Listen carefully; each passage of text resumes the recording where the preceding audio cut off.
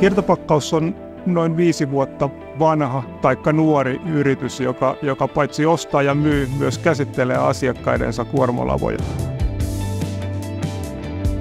Yritys on ollut perustamisesta vuodesta 2020 lähtien aika kovassa kasvussa ja aika nopeasti tuli tarve laajentaa tuotantotiloja.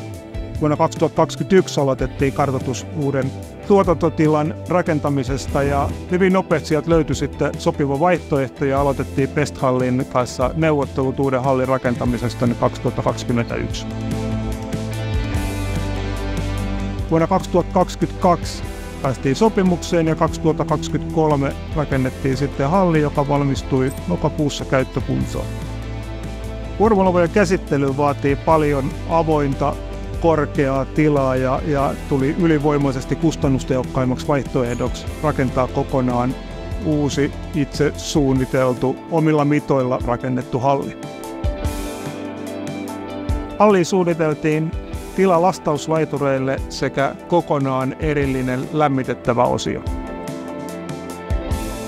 Hallin suunnittelu tehtiin hyvässä yhteistyössä ja nyt vuoden jälkeen ollaan kyllä huomattu, että valitut ratkaisut ovat toimineet hyvin myös käytännössä. Kuormalavojen käsittelyn tehokkuus sekä työturvallisuus paranivat merkittävästi uusien toimitilojen käyttöönoton myötä. Hallin julkisivu on kaavamääräyksen vuoksi peltiverhoiltu, joka on paitsi normaalista PVC-hallista poikkeava, mutta ratkaisuna varsin näyttävä. Ulkonäö viimeistelee räystäät ja syöksyt.